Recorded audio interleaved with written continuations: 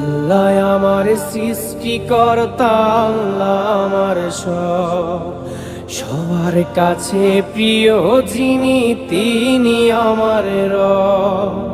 মহান আল্লাহর রহমতে আছি বেঁচে দুনিয়ায়, করব সবাই একই সাথে তার ইবাদত। আল্লাহু আল্লাহু আল্লাহু আল্লাহু। মহান আল্লাহর রহমতে আছি বেঁচে দুনিয়ায়, করব সবাই একই সাথে তার ইবাদত।